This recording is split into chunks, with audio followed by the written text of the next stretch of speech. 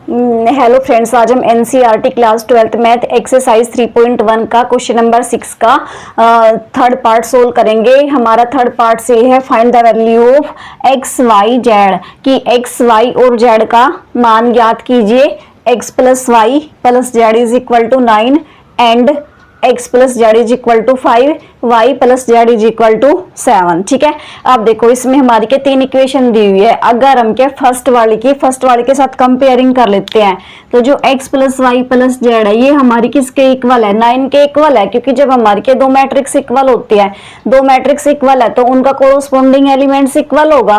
तो जो equation number first निकल के आई है x plus Y plus Z is equal to 9, तो हमारी इक्वेशन फर्स्ट है x plus Y plus Z is equal to 9। ठीक है, अब जो सेकेंड इक्वेशन है, सेकेंड इक्वेशन कितना है? x plus Z is equal to 5 and y plus Z is equal to 7।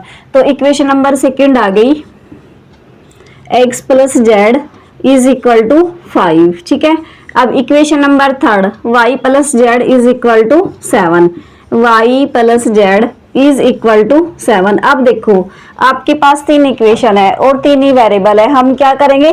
इन तीनों इक्वेशन को सोल्व करेंगे, x की वैल्यू निकाल लेंगे, y की वैल्यू निकाल लेंगे और z की वैल्यू निकाल लेंगे। अगर हम क्या समीकरण नंबर सेकंड से x प्लस जेड की वैल्यू समीकरण नंबर फर्स्ट में पुट कर देते हैं तो यहाँ से हमारे क्या y निकल के आ जाएगा। तो हम क्या लिखेंगे? From equation second, from equation second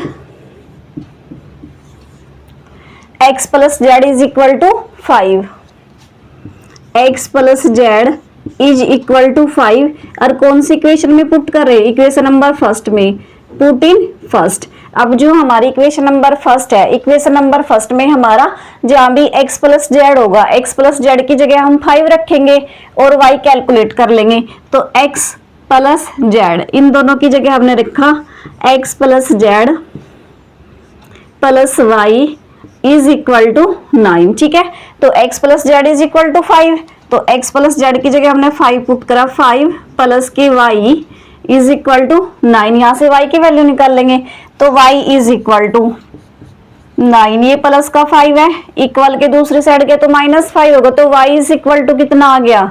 y is equal to 9 minus 5 4। तो जो वैल्यू y की वैल्यू निकल के आई है तो y की वैल्यू 4 निकल के आई है। अब जब y की वैल्यू निकल गई तो y की वैल्यू इक्वेशन नंबर थर्ड में पुट कर देंगे, z निकल के आ जाएगा।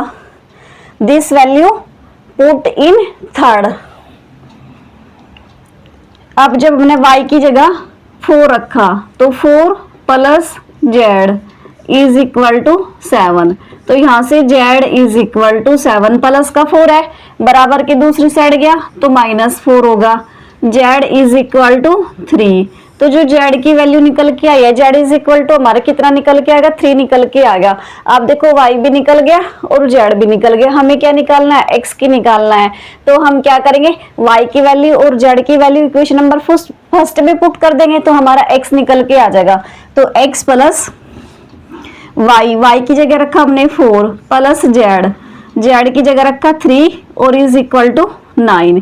तो x plus 4 plus 3 7 is equal to 9। तो x is equal to 9 plus का 7 था, बराबर के दूसरी साइड गया माइनस का 7 हो गया। तो जो x की वैल्यू निकल के आई है, कितनी निकल के आ गई? 2। तो x इज इक्वल टू 2।